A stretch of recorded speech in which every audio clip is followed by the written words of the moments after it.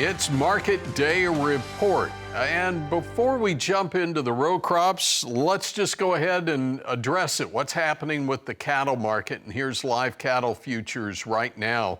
We are moving higher here over to the feeders on the first trading day after the announcement of New World Screwworm. We're higher across the board. We'll come back and talk about that in a moment. First off, let's look at corn. July corn, 425. That's down 6.5. And we're erasing all of the gains we had earlier this year. And now not only in the red year over year, we're in the red for the past 6 months. Same story here with December. New crop, 452.5, down 7.25. We're a tick off the day's low. Now we go to beans. Beans have been lower 4 straight sessions. Look at this, double-digit losses, 11.53.25 on the November. That's down 14. Let's get the complex here on the open, and we're lower for soy meal. That's now 5 straight sessions lower for meal. Bean oil pulling back a little bit after hitting 78.74 in the overnight session. Down 94 now at 77.76. That market, though, has been higher 7 out of the last 8 sessions. Wheat market, here's soft red down a tick, 5.87. We have hard red trading a tick lower, 6.23 3/4. And the cotton market was lower yesterday, and we're losing about a half penny right now at 80.01. Brady Huck is with EmpowerAg Trading in Dodge City, and just the fact you don't have your crash helmet on means you survived the open there for the cattle market. But let's start on the grains, the row crop side here. What are you watching? Well, we haven't had a great end to the month of May and not the start we wanted to here in June either on the grain side of things. Just non-threatening weather has kind of been the major theme. We've got the spring crop in the ground with very few issues across the Corn Belt.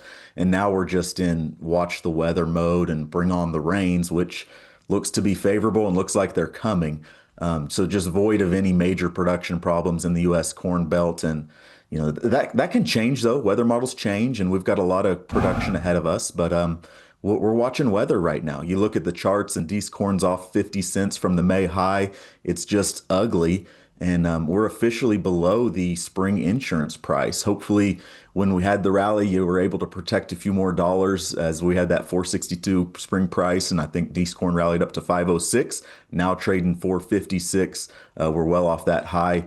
We've got to remember, though, Tony, that the USDA is using 95 million acres of corn and 183 as their initial yield numbers for the estimates on production. That gives us a 16 billion bushel corn crop. And we wonder, is that number going to get bigger or is it going to shrink going forward? 183, that's a lofty yield number to use. And right now we've got good conditions out there, but you know, that can change. And there's ideas out there as well that maybe we didn't plant as many corn acres. We have to remember that corn was $5 when the planters were rolling, but fertilizer costs, diesel costs, other factors there may have backed off some of those corn acres too. Yeah, good points there. And again, how many times have we questioned that USDA number only to get to the end of the season and then kind of surprised we were pretty close to start with? The technology here for you know, our hybrid technology is unbelievable. We've just become much better at producing more with fewer, with what we have. So history supports the theory that the farmer's gonna be able to do good at their jobs. They're gonna get the crop in, and funds are very much in a show me there's a problem. Don't just tell me there's a problem, show me there's a problem. Right, and what would have been a problem maybe 10 years ago, maybe not a big problem today. So anyway, okay, speaking of problems, is it a problem that we have New World Screwworm? We'll find out in a moment. This is Market Day Report. So here's the live cattle market trading for the first time since the announcement of New World Screwworm in the U.S. And I'm talking about really in the U.S. since 1966.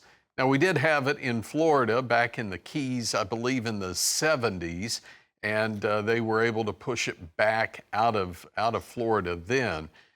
But pretty impressive if you look at the market. 248.87 front month, up 2 1/4. 241.05 on the August. That's 320 higher.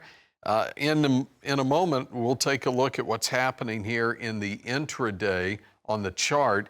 That'll give us a little better idea. We're trading near the high at 349.12 on August. That's up $6.50. And remember our limits here on the feeders, 13.75. Let's pop over and pick up hogs as well, as World Pork Expo underway today, and we're lower across the board.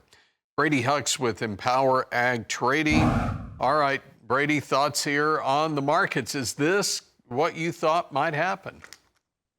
I don't know if we can ever predict what is going to happen, what should happen, how it all is going to play out. But confirmation that New World Screwworm is on U.S. soil certainly sparked social media and triggered lots of headlines overnight. And we've been anticipating how the market would react this morning. Dynamic trade because feeders broke $3 initially on the break, but now being up $7, we've got a big trading range in this market already. So digesting the headline well.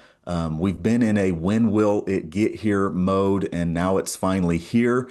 So from the market's perspective, markets don't like uncertainty. They don't like unknowns. I think now that it's here, we can move on to, okay, let's monitor the control process, the spread. Where's the next case? When will the next case be? How many days will pass until we get a report of a spread? Some of the biggest questions I have going forward, though, Tony, is that managing that control in wildlife. We get our hands on. American ranchers are great at their jobs. We've got a lot of tools. We take care of our animals, but taking care of the wildlife can be a little more difficult, and that seems to be one of the most difficult hurdles going forward, and one of the bigger questions in my mind, Tony. Yeah, again, one thing to handle the animals you have the ability to work with, but I mean, if we could control all of them, we wouldn't have a feral hog issue across a good portion of the U.S. as well. So, as a producer, how would this change your game? I know this is what 700, 800 miles away, maybe 1,000 miles away from you, but how might it change how you approach your operation? I think you're going to be monitoring the health of your own animals much more closely. I think you're going to be paying attention to what animals you bring into your herd, into your pastures, your neighbors, the fence. You know, fences keep animals where they're at, but animals can get through fences too. So monitoring the animals, you're just going to pay a little more attention to what's going on. The closer you are to the reported, cases, I think the more attention you got to pay to what's happening right there. But I think the important thing right now too, Tony, is it's important for consumers to know that U.S. beef is safe, and consumers can have confidence that U.S. beef is safe to eat, safe to consume, and we just want to know that going forward. And again, if you've got a calf that gets hit by the screwworm, it's not fatal if you can get to it, and we've got plenty of tools to deal with it as long as you get to it in a timely manner. So I guess that's the other side that's good news here as well. Very true. Very true. All right, Brady, great to see you. Enjoy your weekend. Brady Huck is with EmpowerAg Trading, Dodge City.